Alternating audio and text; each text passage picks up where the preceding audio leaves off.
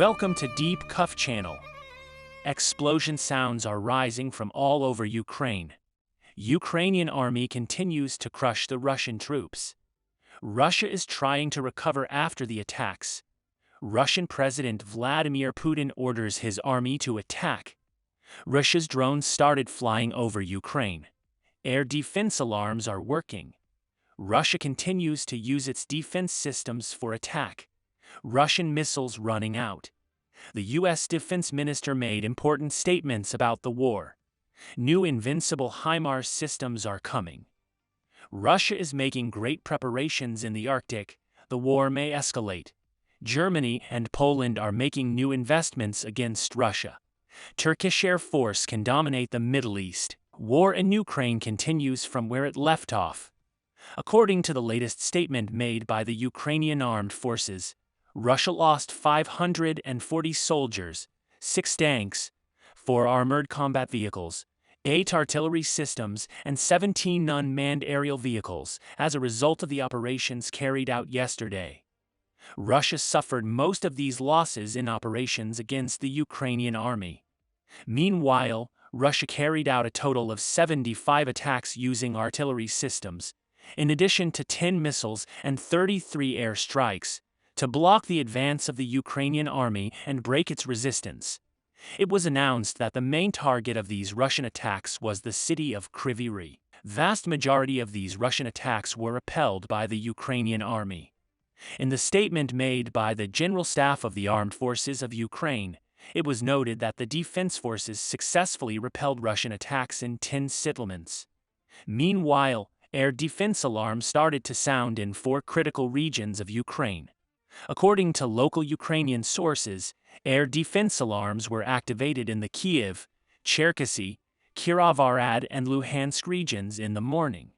Later, the president of Dnipropetrovsk Oblast Valentin Reznichenko and the president of the Dnipropetrovsk Regional Council Mykola Lukashuk reported that the Russian army is trying to attack these regions using unmanned aerial vehicles.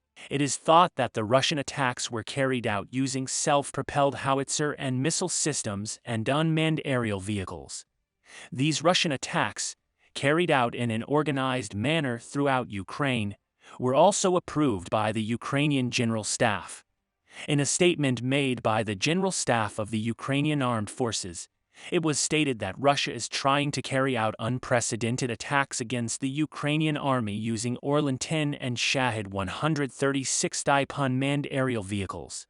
However, the Ukrainian General Staff announced that 15 Shahed 136 and 2 Orlan 10 systems used in these Russian attacks were shot down. Russia cannot prevent its losses, especially in the Air Force. Other day, we saw that the Russian bombers became unusable in the attacks on the air bases. Main reason for Russia's inability to protect these military bases and units is the weakness they experience in their air defense systems. Before the war, Russia was among the world's leading missile and air defense system manufacturers, but at this point it has been understood that this is not the case.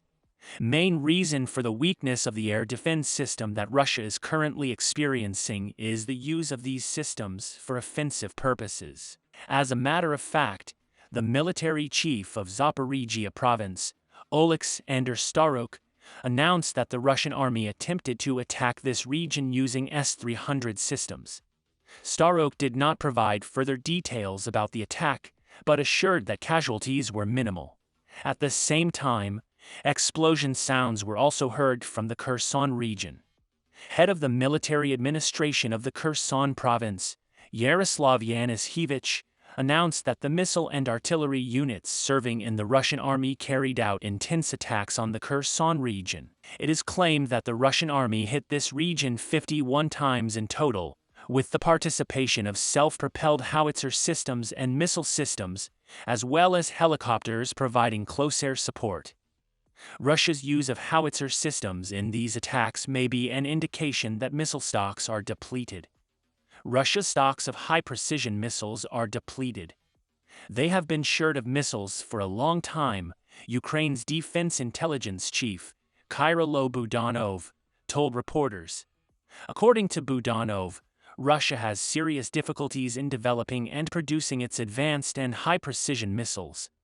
There are even allegations that Russia wants to buy missiles from Iran. There are currently no reports on the transfer between the two countries. On the Ukrainian side, on the other hand, the enormous support of the West continues. U.S. Secretary of Defense Lloyd Austin, who made a statement on the subject, denied the claims that the U.S. blocked the long-range attack potential of Ukraine. Distinction to be made here is that the USA does not have such an incentive for Ukraine. Just after these statements of Austin, good news came for the Ukrainian army. Recently, the Pentagon signed a new $430 million contract with defense giant Lockheed Martin for the production of new HIMARS systems. According to military analyst Frank Ledwidge, this agreement is a source of funding for new HIMARS systems planned to be supplied to the Ukrainian military. In short, these systems will be produced to be delivered to the Ukrainian army and will enable Russia to lose the war.